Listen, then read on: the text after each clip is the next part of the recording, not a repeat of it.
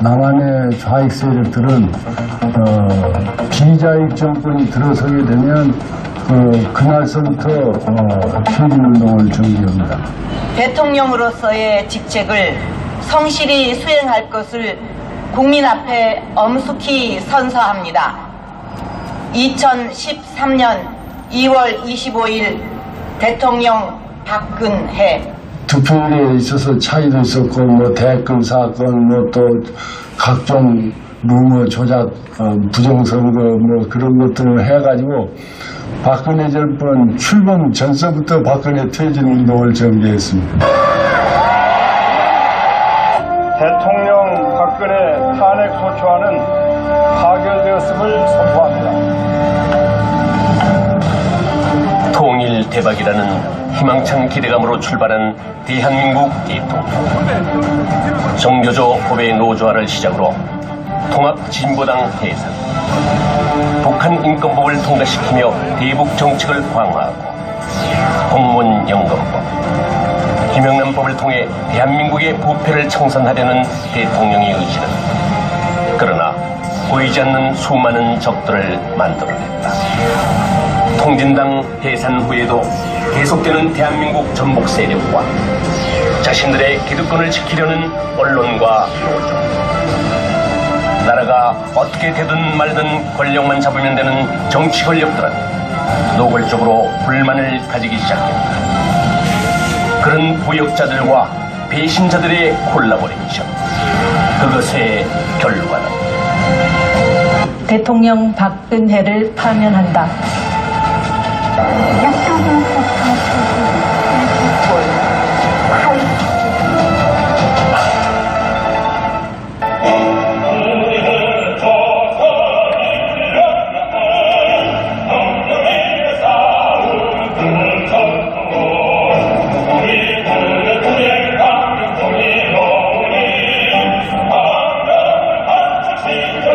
(1980년대) 말서부터 세계에서 동굴압파의 공산주의 와해 현상이 일어나서 사기가 이제 저하되었죠.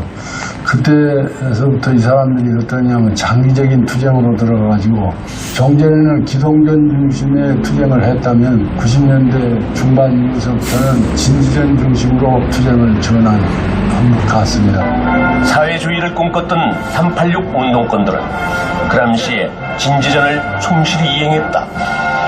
사실상 80년대 이후부터는 전대를 통해서 학생운동이 대학가에를 전면적으로 장악한 시위가 온 거예요. 그다음에 판사집 이런 사람들 다 어디서 나와요?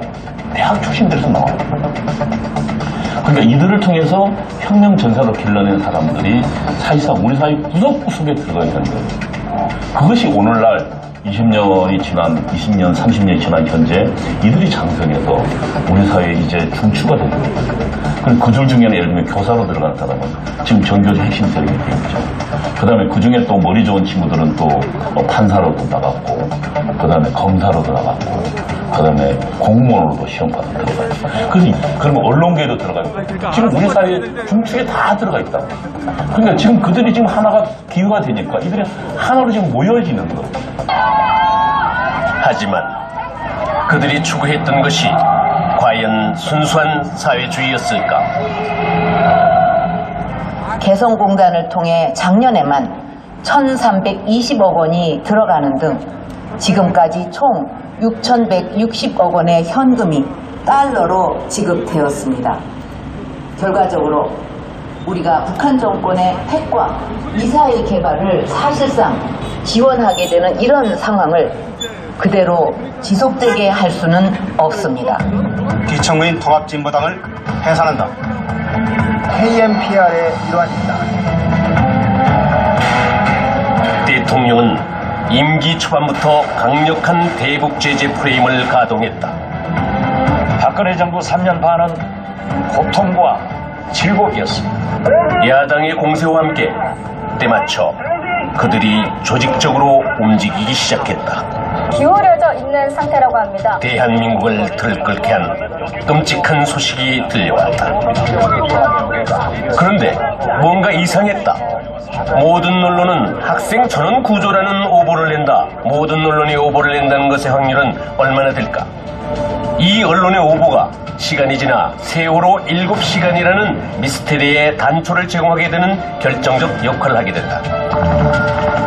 일단 세월호는 참 의문이 많은 거예요. 어떻게 이렇게 일사불란하게 그쪽에 있는 애들만 다 빠져나. 근데 왜 3등하사 키를 잡았었고 왜 변침을 급격하게 했었고 저는 이거는 우연이라고 볼 수 없어요. 이 자초했을 때 그 상황을 보면 10개 중에서 어떻게 거의 다 우연이 아닌 필연으로. 그러니까 연구방문론이나 과학 철학하는 사람들 입장에서 보면 이건 우연이라고 한다. 이건 뭐가 있을 것이다. 그러나 확증이 없으니까. 휘발유 가져와서 배신해야지 딱 알지. 분노는 시작되었다. 그 분노의 현장에는 꼭 등장하는 세력들이 있다. 유족도 아니면서 유족 대표가 된 사람, 그리고 유족이라고 하기에는 뭔가 다른 의도를 가진 것처럼 보이는 사람, 평소에는 찾지도 않던 딸의 죽음에 오열하는 자가 갑자기 영웅이 된 이유는 무엇이었을까? 이렇게 보면 돼요. 정의당은 있잖아요. 통진당하고 나중에 분리가 됐지만 한 몸입니다. 한 몸에서 하나는 강성, 하나는 약성.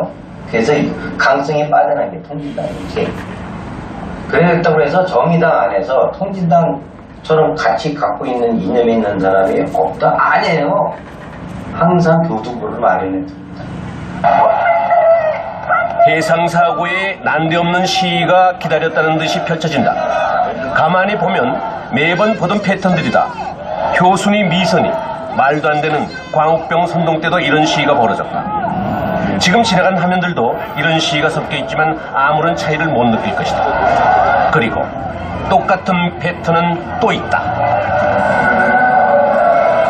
꽃보다 아름다운 연예인들의 대중선동이 시작되는 것이다. 대중적 힘을 이용하는 이런 패턴들은 왠지 많이 보던 수법이다. 이런 연예인들이 이성과 논리를 무장해제시키고 나면 어린 학생들과 청년들은 다분히 감정적 상태로 빠져든다. 그 틈을 이용해 자연스럽게 자신들의 목적을 이루려는 세력들이 등장한다.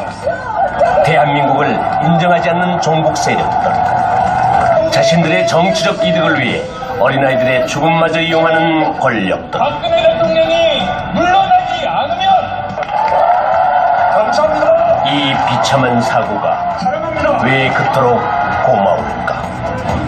정당 민주주의 핵심은 국민과 당원들께 공천권을 국민 공천제. 상향. 그것은 자신들의 기득권을 지키려는 대국민 사기극이었다.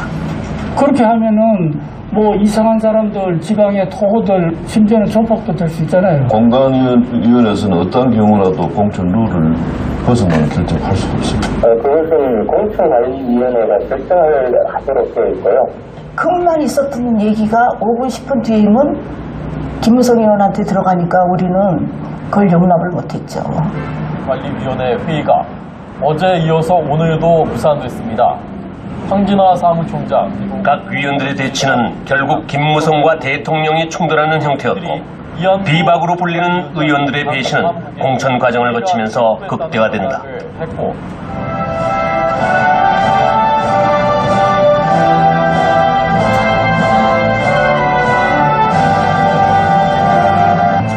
지금 보셨습니다만 20대 총선 결과가 여소야대를 넘어서 원내 제1당에 교체라는 결과를 낳았습니다. 누구도 예상하지 못했던 충격적인 결과였지만 배신자들은 충분히 예상했던 결과였다. 여당의 참패. 하지만 그 참패를 즐기는 자가 있었다. 공천 과정에서 가장 주목받은 인물은 탈당한 유승민 의원과 이른바 옥새 투쟁을 벌인 김무성 대표입니다. 당시 공천관리위원 심사를 할 때도 보면은 그 내부 외부 다 합쳐서 현 박근혜 대통령을 지지하는 사람들이 더 많은 것처럼 보여요. 하지만 이미 외부 공관위원회에서도 한 명은 김무성의 섭외가 끝난 사람이고 친박이라고 불려있는 내부 위원들 중에서도 끈앞으로 한 명이 있었던 거죠. 배신자가. 한 번 배신한 사람은 또 배신을 해요. 2번, 3번 합니다. 그래서 그 배신자들은 절대 받아들여서는 안 돼요. 이제 그들은 30번째 마지막 배신을 준비한다. 뉴스 커뮤니케이션스 박수환 대표와 초호화 외유료를 다녀왔다는 의혹을 받아온 송혜영 전 조선일보 주필 겸 편집인의 사표가 오늘 수리됐습니다. 박근혜 정권은 언론과 동업을 하지 않았어요. 그러니까 대개 어떤 정권이든 그 정권을 창출할 때 메이저 언론들이 같이 동업을 합니다. 그래서 소위 말해서 지분을 갖죠. 정권에 대한 지분. 이게 이제 인사권이라든지 이런 것들입니다. 그런데 박근혜 정권은 박근혜 대통령이 그런 언론들하고 동업을 하지 않았기 때문에 언론들 입장에서는 박근혜 정권에 대한 아무런 미련이 없습니다. 그러니까 이 정권이 빨리 끝나고 다음 정권을 어떻게든 간에 그 언론 메이저들이 미래 권력과 어떻게든 간에 좀 이렇게 뭘 만들어서 창출하고 싶어 하기 때문에 확인되지 않는 사실도 가치 있는 정보다. 이런 식으로 뉴스의 흐름을 관리를 해야지 변화하는 미래 언론 환경에서 살아남을 수 있다고 자부합니다. 변화하는 언론 환경.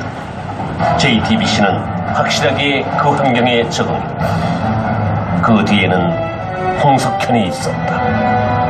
그 가운데서 살아남는 방법은 매우 자극적이 되는 것이었습니다. 지원을 하게끔 돼 있는 말씀을 잘 알겠는데요. 네네. 그건 언진 쪽의 주장일 수도 있고요. 저희 쪽 주장이 아닙니다. 아니요, 변호사 그들은 다른 얘기를 하고 사실 전달이 아닌 자신들의 생각을 강요하고 주입하는 언론으로 변화를 시작했다. 해야 되기 때문에 그리고 그런 그들에게 조로의 기회가 왔다.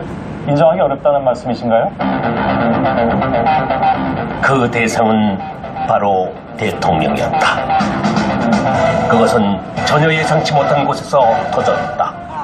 지금부터는 이른바 청와대 비선 실세로 지목된 최순실 씨 관련 소식을 집중 보도하겠습니다. 최순실 씨의 컴퓨터 파일을 입수해서 분석을 했습니다.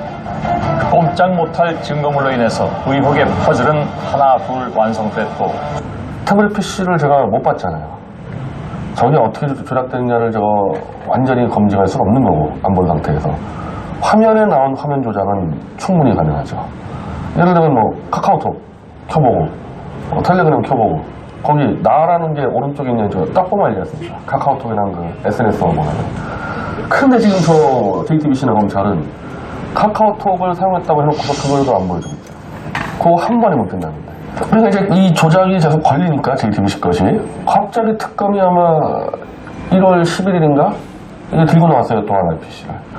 당연히 그거를 누구 거라고 제시하려면은 개통자가 누구다, 언제 누가 개통했다고 해야 되는데 그 얘기를 안 해요. 예, 개통자는 제가 보기에는 아까 말씀드린 대로 다른 것보다는 제가 말씀드린 대로 그 이메일 계정과 그 연락처 등록이 최소 특검이 왜 이렇게 당황하는 것일까? 그 개통자라든지 구체적인 돈을 이 WPC 사용 구입이라든지 이런 부분에 대해서는 저희들이 현 단계에서 그 부분에 대해서는 아직 확인을 하지 못했습니다. 마지막 승부수를 던졌어야 했던 상황이지, 김정은 정권이. 근데 이제 딱 보니까 야, 이거 어리버리들 홍석현이 김무성이 이명박이 움직이네, 한번 해볼까? 한번 승부수를 충분히 걸어볼 수 있었다고. 전 대남공장 라인들과 이 통진당 관료들이 같이 움직이지 않았을까요? 어쩌면 태블릿 PC 따위는 필요 없었는지도 모릅니다. 시민들은 태블릿 따위는 없었어도 이미 직감하고 있었습니다. 지금 당장 대신하라! 손석희는 가짜 뉴스들을 남발하기 시작하며 여성 대통령에 대한 극도의 대국민 선동을 부추기기 시작했고, 상황이 포착됐습니다. 또 청와대는 남성 발기부전 치료제인 비아그라와 비아그라 복제 약품인 88정도 360장 넘게 사들인 것으로 확인됐습니다. 그렇게 리플리 종국은 환자가 되어갔다. 박근혜 대통령도 혼자 사는 더군다나 미혼의 여성이기 때문에 한국 남성들의 아주 고약한 성적 관음증이 있는 겁니다. 그게 폭발한 거예요. 결국에는 표창은 우선 누드 전시 같은 거로까지 연결이 되는 일련의 대중들의 아주 저열한 취미가 작동했어요.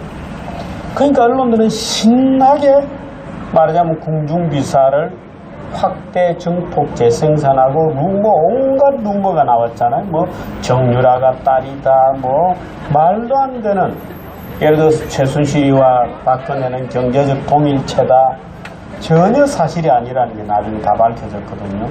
박근혜 대통령 본인의 말을 빌리면 거대한 산이 되었다고 할 정도로 거짓말이 난무하고 그런 거짓말 보도를 언론들이 무차별적으로 쏟아낼 수 있게 된 것은 마치 이것이 굉장히 민주주의의 무슨 투쟁인 것처럼 또는 정의를 위한 무슨 십자군 전쟁인 것처럼 포장이 되었던 겁니다. 북한이 2주 만에 또 난파 공작원 지령령으로 보이는 난수 방송을 내보냈습니다. 난수 방송이란 북한의 비밀 지령 방송을 말합니다. 6.15 공동선언 이후 사라졌다. 그런데 박근혜 정부 들어 다시 3차례에 걸쳐 방송이 됐다. 웬걸 이 사람들은 진보 성향의 인물도 그 존재를 인정했고 진짜 다른 생각을 하거든요. 자기들은 이제 여기서 그걸 하고 있다는 것이고 법이 인정한 존재도 있다. 부장기다 기석진 석방하라. 아니 상관없는 강호리가 준비하면 박근혜 없애버린다. 후원자의 뜻을 바꿔서 즉각 퇴진시키는 그것이 헌법 정신입니다. 박근혜 대통령은 국민을 배신했습니다.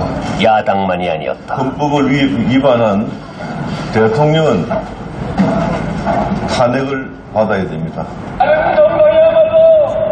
가짜 보수를 내걸고 김무성의 마지막 배신이 펼쳐졌고 그를 따르는 배신자들의 담합이 이루어졌다. 오늘 이 자리에서 여러분들과 함께 바른정당 시작합니다, 여러분.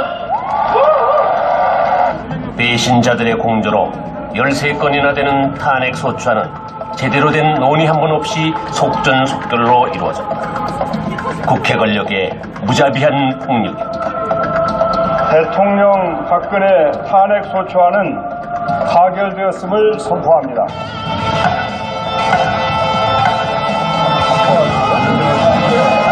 즐거워하는 건 이들만이 아니었다. 대통령 탄핵을 위한 첫 번째 재물은 기업들이었다. 반자본주의를 원하는 이들에게 그들은 완벽한 먹거리였다. 그 뒤로 대통령의 손과 발이 되었던 모든 사람들을 묶어놓기 시작했다. 그렇지 않습니다. 아니 그러니까 돌아가서 확인했을 거 아니야. 그럼 언제 어떻게 확인했냐고. 그거 물어보는데 그 답변을 못해. 블랙리스트 자체는 문안부 리스트입니다. 지금 이제 좌파 단체들이 이제 국가에 대한 체제를 흔들기 위해서 다양한 어떤 이 활동들을 하고 있습니다. 사례들로 본다면 이런 것들이 있을 수 있겠죠. 국정원에 대한 어떤 해체라든지 국가공법 해체라든지 주한미군을 철수하라든지 아니면 강호동 성명이라든지. SBS가 입수한 문화체육관광부 블랙리스트 문건입니다. 교수나 시인, 안무가 등 예술계인사 48명과 영화사나 극단 등 91개의 이름이 등장합니다. SBS 보도자료와 한국일보에서 나온 2개의 블랙리스트 기사를 비교해보면 전혀 다르다. 정부에서 만든 블랙리스트라는데 왜 2개의 블랙리스트 명단이 있을까? 하지만 이 문제를 거론하는 곳은 단 한 군데도 없었다. 왜? 블랙리스트는 반드시 있어야만 하는 것이었습니다. 만약 둘 중에 하나가 가짜라면 그건 대체 누가 만든 것일까? 내가 제일 좋은 게 뭐냐면 이렇게 틀을 따따따따 한 몇 개 짜놓은 다음에 빵 터져서 날아가면 이게 다 우리 거니까 그거를 죽이는 걸 해가지고 짝쪽하고 얘기하는 게 크다고 보는 거예요. 고영태가 만든 이 가짜 블랙리스트는 문화관광체육부를 거쳐 도종환 의원에게 흘러들어갔고 도정환 의원은 그 정교조 출신이었고요. 2001년에는 그 임수경 씨랑 이제 방북한 어떤 전력도 가지고 있는 인물입니다. 그런 면을 봤을 때 이 블랙리스트는 정말 자파문화 권력에 대한 권력 확장에 대한 부분, 아니면 권력에 대한 어떤 재창출 또한 유지에 대한 어떤 수단으로서 이렇게 거론이 됐던 것 같고요. 블랙리스트 문제로 첫 소송을 한 곳은 민예총사나 충북 지역 예술인들이었고 그곳은 도종환 의원의 지역구였다. 문학의 블랙리스트 블랙리스트 관련해 정부를 상대로 손해배상 소송을 제기한 광주 문화예술인들은 중국을 시작으로 문화인들의 집단 손해배상 소송이 줄을 이었다. 하지만 국가 세금을 챙기려는 문화인들과는 상관없이 블랙리스트의 방향은 한 곳을 응시하고 있었다. 현 정부의 핵심이던 김기춘과 조윤선이었다. 고영태가 만든 이 가짜 블랙리스트는 결국 전 비서실장과 현직 장관을 구속하는 결과를 만들어냈다. 대통령의 손발을 자른 그들의 다음 타깃은 정경련이었다. 삼성 정경련에 기부금 내는 거 다 중지하겠다고 선언하세요. 지금 약속하세요. 약속하세요 빨리. 그러겠습니다. 우파 시민단체들의 활동 자금을 차단하기 위한 것이었다. 재미있는 건 정경련 해체를 주장하던 하태경 역시 정경련의 지원을 받으며 활동했고 그걸 바탕으로 국회의원까지 되었다는 것이다. 배신의 역사가 꽤 깊은 인물이다. 사실은 전향이랑 100번 돌아서는 거거든요. 제가 어려웠던 건 내 젊은 시절에 내가 믿었던 사상과 역사와 이걸 전부 부정해야 되고 그 다음에 관계들도 다 끊어야 된다고. 전향이 쉬운 문제가 아니다. 저는 사실 그래서 지금 현재 물론 하태경 씨나 이런 친구들 저도 그 전에 잘 아는 친구들이죠. 저는 불철저한 전향이 아닌가. 물론 난 그 친구들이 머릿속에 들어갈 수는 없지만 그러나 그들이 본 거는 또 하나는 권력욕이었다. 대통령의 공식 하야 요구는 하태경을 비롯한 전향자들에게서 먼저 나왔다. 그들은 왜 누구보다 먼저 하야를 요구한 것일까? 아니, 그들은 과연 전향을 한 것일까? 그들이 자신을 속이면 안 돼. 적어도 그들의 활동이 민주화 운동 아니잖아요. 자유민주주의를 위한 운동을 한 게 아니잖아요. 그러니까 다른 인민민주주의를 위한 운동을 한 거라고. 그러면 자기 그 활동이 지금 자유대한민국을 저주하는 활동이 있다고. 거기에 하나도 보탠 게 없잖아요. 난 그 반성부터 시작해야 되는데 자신은 민주주의와 운동에 뭔가 기여하냐고 착각하는 그건 자기를 속이는 거 거짓말이라고 해요.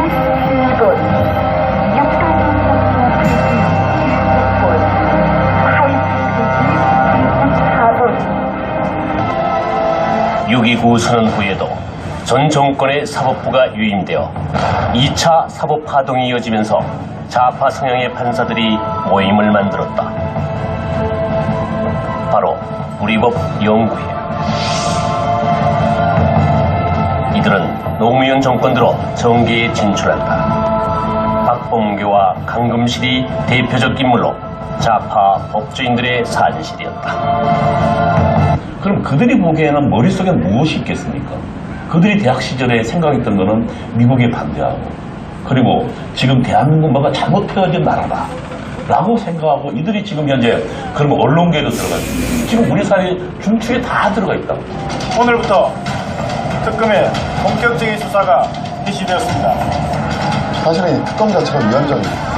그러면 정상적인 국가 같았으면 대통령께서 거의 거부권을 행사를 해서 특검법을 제대로 된 특검법을 만들도록 요구를 했어야 되는데 워낙 국민적 여론이 갑자기 어떤 언론의 보도로 인해서 나빠지니까 그러한 부분은 이제 간과하고 지나간 것이죠. 근데 특검의 행태는 죄를 입증해내겠다. 더 심하게 말을 하자면 죄를 만들어내겠다라고까지 의심을 받을 정도의 그러한 수사를 하고 있다는 점에서 국민들이 이제는 내가 만약에 특검의 대상이 된다면 언제든지 구속이 될 수도 있다는 그런 공포감마저 느끼고 있는 것입니다. 이미 법치는 무너졌다.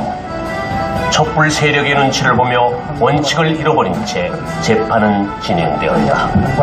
늦어도 3월 13일까지는 쌍방 대리인들께서는 2월 23일까지 종합준비서면을 제출해 주시고요. 모든 건 이미 정해져 있었고 최종 변론을 하실 수 법원 장식에 불과했을 뿐이다. 부탁드립니다. 대통령 변호인단의 최후 변론은 전류기에 가까워졌다.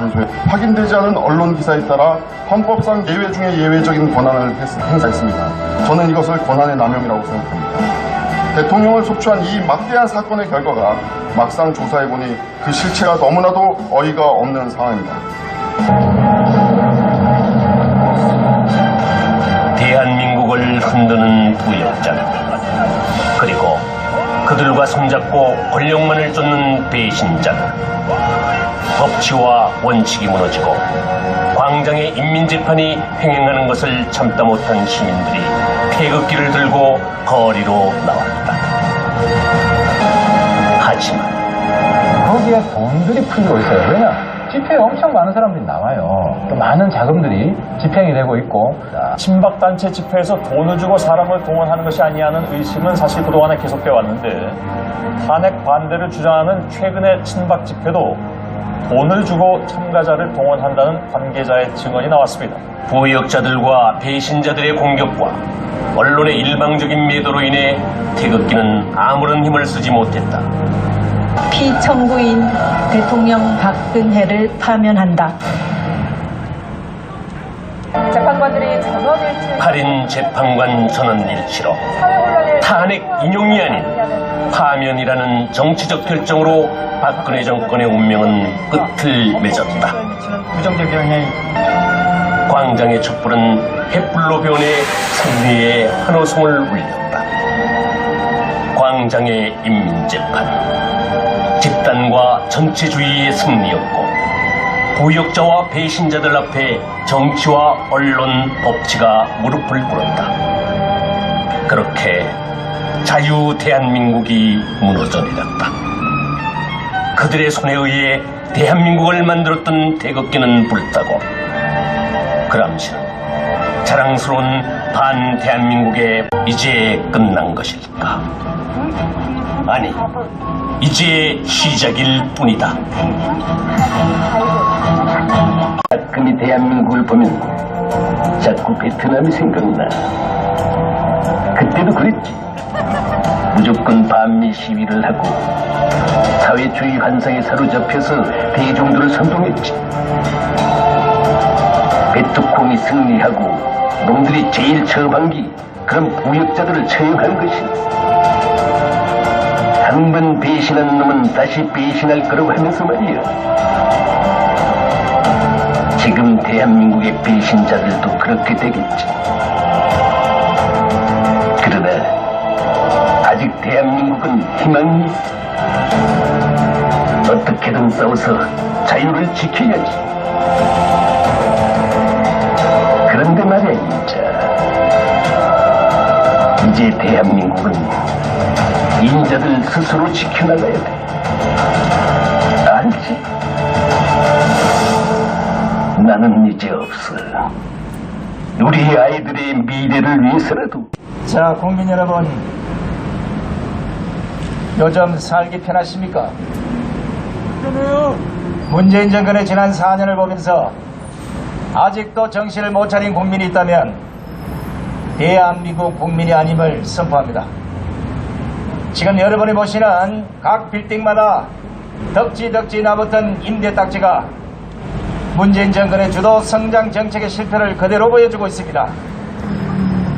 여전히 문재인 정권이 국민들의 피땀을 짜내서 세금을 훌쳐서 그대로 또다시 국민들에게 재난지원금이라는 명목을 붙여서 국민들에게 돈장난을 하고 있는 것, 이제 더 이상 국민들이 속아서는 안 될 것입니다. 문재인 정권의 지난 4년은 여러분들이 직접 보았듯이 거짓말과 사기와 꼼수와 완전히 국민들을 개돼지 취급하는 이런 국가 운영을 지난 4년간 보여주었습니다. 지금 여러분들이 생각하시는 것과 대한민국이 얼마나 망해져 있는지는 여러분들이 확실히 알지는 못하겠지만 나타난 통계자료나 정표만 보면 대한민국이 얼마나 많이 망가졌는지를 아시게 될 것입니다. 지난해 여러분들의 아버지, 어머니, 형님, 삼촌일 수 있는 이분들의 자영업자가 무려 7만 5천개나 문을 닫았습니다. 대한민국의 소상공인 10개 중에 7개가 폐업을 고민해야 되는 이 시점이 됐습니다. 나라 경제가 망가지는 건 둘째치고 대한민국 국민들이 전신만신 마스크를 쓰고 정치 방역에 노예처럼 살아가는 이 시점에 지금 저 300명 국회 3류 정치인들은 나라는 뒷전이고 오로지 저가들 뺐지 보완하는데 여기에만 정신이 팔려 있습니다. 문재인 정권의 지난 4년 여러분 보시다시피 남북평화쇼에 속아서 북한에 온통 국민의 세금을 퍼다주고 지금 우리에게 돌아온 것은 뭡니까? 문재인 정권은 물론이고 저 민주당 국회의원들이 북한의 김정은의 눈치를 봐야 하고 북한으로부터 허락을 받아야 무엇이든 할 수 있는 이런 나라가 됐습니다. 오늘 북한의 김정은이가 위인전이라는 책을 발간했는데 그 책 속에 문재인 이름은 단 한 줄도 없습니다. 오히려 문재인 정권의 실정을 비판하는 이런 형태의 위인전을 발간했는데도 아무 소리 하지 못하고 통일부 장관이라는 이인영이는 북한에 못 퍼져서 앞다리고 외교부 장관이라는 정의용이는 여전히 정신 빠진 말만 흘러놓고 있습니다. 지금 대한민국이 이 상태로 가면 올해 안에 지금 소상공인이나 자영업자뿐만 아니라 수많은 젊은이들이 거리로 내앉는 이런 현실이 올 겁니다. 기업이 망하고 소상공인이 망하고 자영업자가 망하고 대한민국 경제가 공동화 형성이 오는 이 시점에도 여전히 정신을 못 차리고 문재인을 부르짖는 젊은 세대들은 이제 정신을 차려야 합니다. 어제는 남의 일 갖고 우리들의 일이 아닌 것처럼 생각했지만 이제 본인의 일로 다가올 것입니다. 지금까지 보여준 정치방역과 백신쇼, K방역의 그 허울 좋은 이 결과는 이제 내 부모만 아니라 내 생명을 앗아갈 수 있는 이런 현실로 다가왔습니다. 국민이 깨어나야 합니다. 국민이 정신을 바짝 차려야 합니다. 여러분들께서는 지금 현재 국회의원 300명과 문재인 정권이 보여주고 있는 이 현실을 외면하시면 결국은 그들의 노예가 될 수밖에 없는 현실이 되고 말 것입니다. 정신을 차리십시오. 우리가 뭐 할 짓이 없어서 길거리에 나와서 이렇게 목소리를 외치고 국민들에게 호소를 하겠습니까? 잘난 국민들 수도 없이 많지만 무지랭이 국민들이 길거리에 나서서 깨어나시라 깨어나시라 국민들에게 호소하는 이 순간에도 오늘 또 김밥집 하는 엄마가 문을 닫아야 되고 미용실 하던 누나가 가게를 닫아야 되고 작은 기업을 하던 우리 삼촌도 문을 닫는 이런 현실을 보고도 여전히 정신을 못 차리신다면 대한민국의 번화가 거리에 나가서 수없이 붙어있는 임대딱지를 보십시오. 그런 걸 보고도 대한민국이 잘 굴러가고 있다고 생각하시면 이제 머지않아 똑같은 고통을 당하는 시대가 우리에게 다가올 것입니다.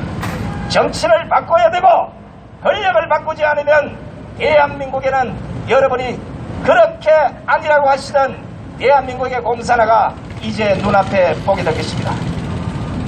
지금 문재인 정권의 거짓말과 꼼수는 여러분들 아시다시피 당장 지금 우리가 지금 겪고 있는 5인 이상 집합금지라는 얘기에서 명백히 증명되지 않았습니까? 자유우파 국민들에게는 5명 이상 모이지 마라. 그리고 우리 선량한 국민들에게는 부모님도 뵙지 마라. 형제도 만나지 마라. 누구도 만나지 마라 하면서 저거들은 떼거리로 몰려다니면서 보란듯이 감염병 관리나 방역법을 위반하고 있습니다. 엊그저께 보여줬던 백남기 천여 명의 사람들이 시내를 할보하고 다녀도 누구 하나 거기에 대해서 찍소리하지 않았습니다. 오늘 보시는 여기에 9명밖에 안 되는 이 집회를 하는데 오히려 경찰이 더 많은 이 현실을 보십시오. 경찰이 왜 이렇게 고생을 해야 됩니까? 아무도 목소리 내지 않으니까 이놈의 정권이 지난 4년간 대한민국을 얼마나 말아먹었지 이런 것들을 여러분에게 알리기 위해서 우리가 이 길거리에 나와 있지 않습니까? 대한민국 경찰이 무슨 죄가 있습니까? 지난 4년간 오로지 집회 틀어막는 데만 경찰이 동원되고 실제 치안이나 이런 쪽에는 선설 시간조차 없는 이 대한민국의 현주소를 보면서 경찰도 한심하게는 아마 짝이 없을 겁니다. 이제 경찰이나 국민이나 누구나 끝없이 잘못된 대한민국을 바로 뜯어 고쳐야 됩니다. 북방이 뚫려서 간첩이 넘어오고 넘어가고 개가 들어오고 미사일이 떨어져도 아무 생각 없는 전 국방부를 보면서 국민은 과연 어떻게 두 발 뻗고 잠을 자겠습니까? 대한민국의 마지막 보루는 법치까지 뭉가졌습니다. 사법부의 수장이라는 김명수가 거짓말을 하다 못해서 정치적 흔히 말로 시나바리가 돼 있고, 여러분이 아시는 박광계는 법무부 장관임에도 불구하고 아직도 민주당의 국회의원임을 자임하고 있습니다. 검찰개혁은 엉터리였습니다. 오로지 공수처와 중수청을 만들어서 자신들을 비리를 덮는 여기에 현안이 돼서 대한민국 검찰을 완전히 공중분해시키고 있는 이 꼬라지를 보십시오.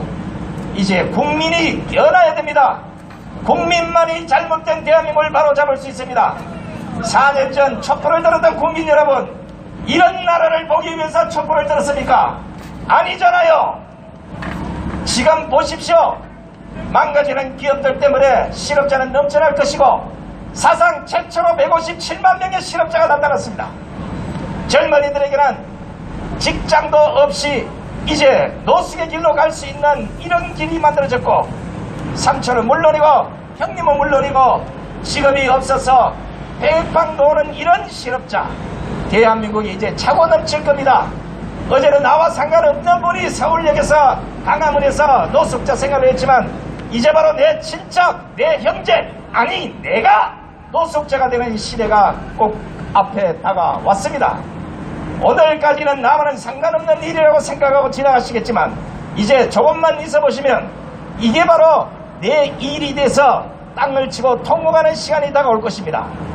여러분, 주저하지 마십시오. 그대들이 생각하는 그 정치의 수준만큼 우리는 그 정치에 포갑을 당할 수밖에 없는 현실입니다. 300명의 국회의원이 민생을 뒤로한 채 국민들을 위해서 일하는 사람이 있으면 누구라도 말해보십시오. 단 한 명도 없습니다. 지금 국가부채는 1000조를 넘어섰고 가계부채는 1700조를 넘어섰습니다. 대한민국이 이제 폭삭망하는 그 시점, 생각을 해보십시오. 홍남기 부총리가 기재부 장관으로서 나라의 곳간을 지키는데 그 돈을 빚을 내서 여러분들에게 돈 몇 푼 뿌려서 선거 때 편악 끌고 몰라는 이 꼬라지를 보고도 그것을 제지하지 못하는 기재부 장관, 경제부총리를 보면서 이 나라의 미래는 뻔합니다. 어른들이야 살 만큼 살았으니 이제 이 나라가 망하든 말든 아무 상관이 없습니다. 그러나 앞으로 10년, 20년으로 대한민국을 짊어지고 갈 대한민국의 10대, 20대, 30대 청년들이 정신을 차리지 않으면 그대들은 빚더미 속에서 헐떡이는 베네수엘라의 현실처럼 살아갈 수밖에 없는 그 환경 속에 빠져들게 될 것입니다. 지금이라도 정신을 차리십시오. 우리 선조들은 잠시 방황했다가 나라를 빼앗기고 36년이라는 일본 치하에서 살았습니다. 아직도 그 아픔은 역사 속에 도저히 흐르고 있지만, 이제 그래도 AI 시대요, 다 4졸 이상의 학력을 가진 젊은 청년들이라면, 젊은이들이라면 나라가 빼앗기기 전에 이 나라를 구해야 되지 않겠습니까? 이게 지금 여러분들이 말씀드리기에는 좀 어떻게 생각할지 모르겠지만, 대한민국 공사라가 뭐겠습니까? 국민이 갖고 있는 자유와 권리를 빼앗는 이 정권에서 어떻게 자유민주주의처럼 살아갈 수 있겠습니까? 국민의 주권을 강탈하는 이런 정권, 국민에게 헌법이 보장한 집회 결사의 자유는 물론이고 이동권, 심지어는 대한민국 국민으로 살아가기가 너무 피곤한 나날이 계속되고 있습니다. 오늘 우리의 이 한마디가 개소리나 헛소리가 아니라 바로 내일 아침에 닥칠 나의 고난이요, 나의 고통이요, 대한민국의 고통임을 여러분 인지하시고 제발 정신 좀 차리십시오. 제발 눈을 뜨십시오. 제발 일어나십시오. 대한민국이 망해가고 있습니다, 여러분. 자, 오늘 더 이상 하다가는 아마 혈압 오를 것 같은데. 자, 제가 사실 이제 내일 3월 1일 뭐 집회를 하고 안 하고 이게 중요한 게 아니라, 지금 대한민국이 얼마나 많이 망가졌고 대한민국의 법치가 어디까지 망가졌는지, 대한민국의 국방이 어디까지 망가졌는지, 대한민국의 정치가 어디까지 망가졌는지 도저히 수치로 계산할 수 없는, 흔히 말로 폭삭 망해가고 있습니다. 이제는 정치도 우리를 버렸고 사법부도 우리를 버렸고 권력도 우리를 버렸습니다. 오로지 국민 스스로 살아갈 수밖에 없는 이 환경을 절대 외면하지 마시기 바랍니다. 자, 정치유신 우리 국민 여러분 대단히 고맙습니다. 제발 좀 깨어나십시오. 깨어나십시오. 깨어나셔야 합니다. 선거가 부정이 있다는 의혹이 있은 지 벌써 10개월째인데 전혀 재검표를 끝까지 지금 하고 있지 않고 뭉개고 있는 대법관장이죠. 대법관의 대표 김명수 대법관이 어떤 짓을 했습니까? 지금 김명수 대법관이 제가 얘기를 해드릴게요. 어떤 그 사법부 간의 일이에요. 어떤 부장판사 임성근이라는 부장판사는 제가 알기로는 친박이었던 그런 이제 인물이었습니다. 그런 아마 히스토리가 있겠죠. 이 임성근 부장판사님이 암에 걸리셨어요. 암에 걸려가지고 이제 자기는 일을 더 이상 못하겠다. 사표를 내고 좀 건강을 돌보겠다. 라는 것을 제가 알기로 2번이고 2~3차례 하신 걸로 알고 있습니다. 그런데 최근에 계속 그동안에 사표 수리가 안 됐나 봐요. 그래서 임성근 부장판사님과 김명수 대법원장이 서로 이제 독대를 해서 이제 얘기를 했겠죠. 그랬더니 이 녹취록이 나왔는데요. 김명수 대법관이 이렇게 얘기를 했죠.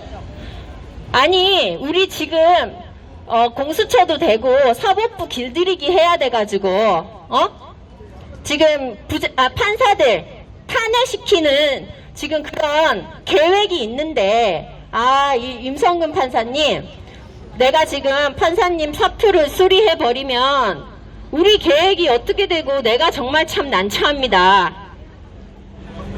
이런 내용의 녹취록인 겁니다. 이게 지금 말이 됩니까? 문재인의 앞잡입니까? 모든 것을 다 모든 것을 다 계획해서, 모든 것을 다 작당해서 지금 우리나라는 자유민주주의 국가이기 때문에 삼권 분립이 반드시 이루어져야 되는 나라입니다.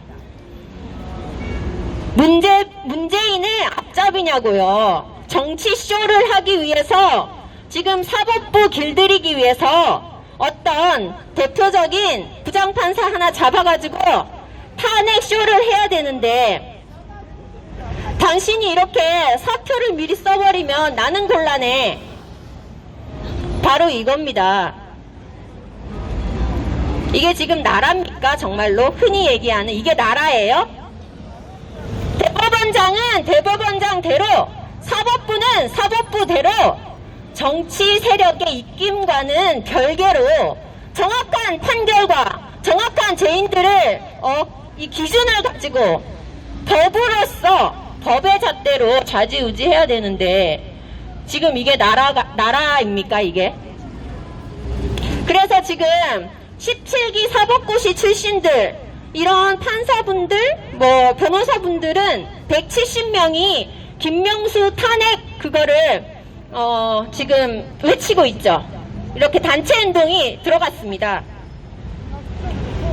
지금 우리나라는요, 문재인 이후에 모든 것이 망가지고 있는데요.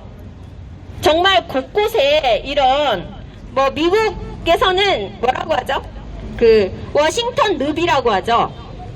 우리나라는 여의도에 늪이 있습니다. 그리고 서초 대법원에 늪이 있었습니다. 우리 국민들은요, 하나하나 이런 사건들, 정말 말도 안 되는, 상식도 없는 이런 사건들을 보면은 기가 막힌데요. 저들은 계속 이런 나쁜 뉴스거리를 계속 만들고 있습니다. 정신 사나워요. 여러분들 정말 지금은 엄마 아빠가 용돈을 주시고 그렇게 해서 지금 아무 생각 없이 그냥 이렇게 나와가지고 날씨 좋으면 강남에 나와서 삐까뻔쩍 하니까 놀고 아무 생각 없이 그렇게 하실 수는 있는데요. 제가 정말로 여러분들 5년, 10년 뒤에 본인들 정말 이렇게 경제활동 해야 될 때, 직장 구해야 될 때 피눈물을 흘리실 겁니다. 정치는 내 삶과 관계가 없어. 여러분의 삶과 정말 직격탄으로 직격탄으로 영향을 미치는 것이 바로 정치입니다. 저는 30대 이후에 코로나로 인해서 이렇게 깨어났지만 여러분들은 이 지나가시는 분들 중에 단 몇 명이라도 저 여자가 무슨 말을 하는지 한번 궁금하다, 정치에 관심을 가지라고 이렇게 그런 이제 생각을 하기 시작을 하셨으면 참 좋겠습니다.